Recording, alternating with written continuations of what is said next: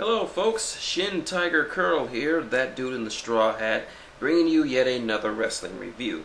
I'm of course joined by my roommate and internet superstar Joe. Say hi, Joe. He still wants that number. Well, it's Sunday night. You know what that means? Time for some pay-per-view wrestling. What pay-per-view you may ask? Impact Wrestling's Destination X. Tonight, the X Division will take center stage, and all matches will feature X Division X Division wrestlers. Will it be any good, better than any other pay-per-views? I got my notes. Let's get started. Forward note: Taz will not be doing the commentary tonight, as I understand it. He has a family emergency. Sitting in will be Jeremy Borash. Not sure how I feel about this, but we'll see how he does it along the way. First matchup: Kazarian versus Joe. Now, I wasn't really high on Joe because he's been in sort of a slump as of late, but this was a very good opening match. Joe was back into the old form that we know him in, and the fans loved him for it. He was the killer, the man who kills people, the Samoan submission machine, pulling out all of his old moves and a few new ones. And Kazarian was no slouch either. He really gave as really good as he got. Kazarian picks up the win with a roll-up. This was a pretty good opener. I would have preferred that Joe win, but this is still the best match Joe has had in quite some time. Compared to some of the matches he's had against Abyss, against Crimson, against the Poke. It's still one of the best matches he's had in a long time. Next up, we get some backstage crap with Suicide, Sangrietto, don't know why he's still there, and Curryman signing autographs. Then Eric Young comes out. He asks them if he can have one of them as his tag partner tonight for an impromptu tag match. They say they can't since they're busy signing autographs. Stone Cold Shark Boy comes up and takes his offer. Next match: Douglas Williams makes an open invitation to anyone in the back, since he considers himself the most technically sound X Division wrestler there is. The challenge is met by a newcomer, Mark Haskins, who happens to be from the United Kingdom, same as Douglas Williams. Now, this is a surprisingly good match. Mark Haskins is very talented. There was a few botches here and there, but to be able to go move per move with someone as technically proficient as Douglas Williams, that says something about a guy. I mean, not a lot of guys in TNA can do that, particularly anyone in the X Division. But yeah, that was that. I think, unfortunately, the thing I was watching kind of froze up on me. I'm not going to say what it was, but Douglas wins with a roll up. Very good match, and he shakes his hand afterwards. Very good. Next, we have a backstage segment with one of the four competitors for the X Division four-way match for the contract. Austin Aries. Aries says no shit to all the fans who paid for the pay-per-view and to all the so-called fans who are streaming it live, who are streaming it for free. Who do we know that's like that? But anyway, he says that he will win he was a pretty good promo from A-Double. Next match was the Young Bucks versus Eric Young and Shark Boy. Now, I was originally going to be distasteful of this match because I don't like Eric Young's character, and Shark Boy really isn't known for having great tag matches. But this was a surprisingly very solid tag match. Despite some shenanigans at the beginning, Eric Young wrestled a very straight-up match. And this is what I want to see out of him. Eric Young is a very, very talented wrestler. He's probably the most underrated wrestler that Impact has on its roster. And it's drowned out by this crazy concussion storyline that he's working on. People don't take him seriously enough. And when he is serious, he's a very solid in-ring competitor. Shark Boy was great too. He wrestled a very solid match. Even though it looked like he was ripping off a few of Stone Cold Steve Austin's moves, but that comes part with the course. And of course, the Young Bucks were great. Eric Young and Shark Boy won the match straight up. It was a great match. I liked it. I want to see more of this from Eric Young. Next up, there was a backstage segment featuring Zima Ion. Now, I'm not really sold on this guy yet, since he's still kind of green for me. His moves aren't as polished as they should be, but he has potential. Next, we move on to one of the highlights of this pay-per-view. Alex Shelley, Amazing Red, Robbie E, and the Prince of Punk Shannon Moore, X Division Ultimate X match, #1 contendership. Of course, this was a good match, contender for the course. It was mostly Alex Shelley, since he has the most experience in an X Division in an Ultimate X match. Robbie E has grown up a lot since his last X Division Ultimate X match, in which he was just there and he really could have been missed. The only downside I have about him being there is that Cookie was there, and her shrieking was getting on my nerves.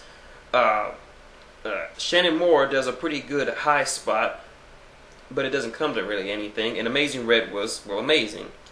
In the end, Alex Shelley picks up the X and is now the new #1 contender for the X Division title. The ending was kind of anticlimactic. You have to see it to believe it, but I enjoyed it. After the match, Chris Sabin comes out, and the two of them celebrate. It'll be a long time before we see the Guns in action together. Next up, Loki does his promo, and I have to say his time in WWE was very good, since before he couldn't cut a promo to save his life. Now he takes advantage of his deep voice and really shows what he can do on the mic. He's very good. Next up, RVD versus Jerry Lynn. Now, I'm still was iffy about this, since RVD has nothing to do with the X Division, since he has never competed in it or has held the X Division title. But he says, like, oh, it was X Division before there was X Division. But anyway, this was a good match. Very kind of slow paced considering the age of these guys, but very good. There were some chairs involved, but nothing to warrant a disqualification. RVD gets busted open, but in the end he lands the 5-star frog splash. RVD wins. I wasn't too sold on this match, but I enjoyed it because, well, RVD and Jerry Lynn worked very great together, and they wrestled their kind of pace. They told a very interesting story too.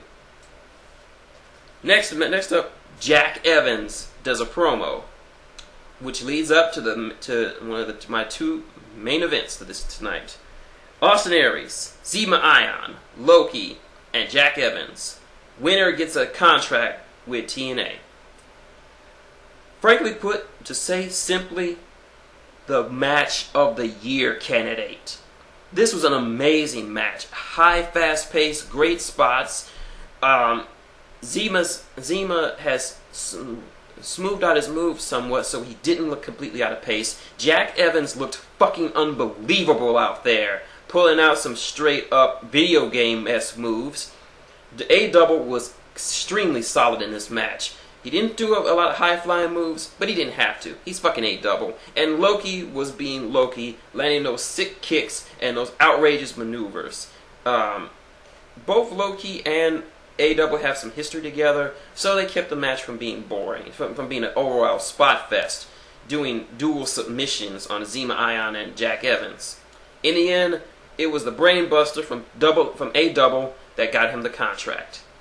And he signed it, saying that he's the greatest man ever. My thoughts? Sign all 4 of them. The X Division, you really couldn't lose with this match. This was an awesome match. This is match of the year candidate. Straight up. Next up, Kendrick versus Abyss for the X Division title. Worst match ever. I mean, seriously, this match was garbage from the get-go. Kendrick posed absolutely no threat to Abyss. I mean, he was literally throwing his body against Abyss, and Abyss was just no selling. It was the first 10 minutes of this match just had Abyss beating the crap out of Spanky. Then the ref takes a bump, and Abyss goes down to something, I don't know what. I think sliced bread. But then Eric Bischoff brings his old ass down there and tells Spanky to get out of the ring. Spanky hits him, which prompts Immortal to come out and just start gang beating him. Then, literally 2 waves of X Division wrestlers come in and fight off fight them all off. Somehow the ref is still out for this, or he didn't even hear the dozen or so wrestlers beating up on each other. In the end, Brian Kendrick is the new TNA X Division champion. You're fucking up, TNA. Eric, you should have stayed off this program. You should have just let them wrestle. But no. We had to be reminded that Eric Bischoff has a big dick. Final main event. AJ Styles, Christopher Daniels. And I will say this, another match of the year candidate. Now, this one is a match of the year for a different reason. The last one was high, fast-paced with 4 very excellent wrestlers. Here, you got arguably the 2 best wrestlers in the company in Chris Daniels and AJ Styles. And this was a very different kind of match than we're used to seeing. It's very few high spots, but a lot of ground technical wrestling being done. And this is great. And the match was just very kind of slow-paced, but methodical. They wrestled the shit out of each other. They pulled out all their old moves, and they were countering each other left and right. And this is one of those matches that you didn't really need a lot of story behind it. It's just AJ Styles, Christopher Daniels, they're wrestling just because. You don't really need that too much story, and that's good.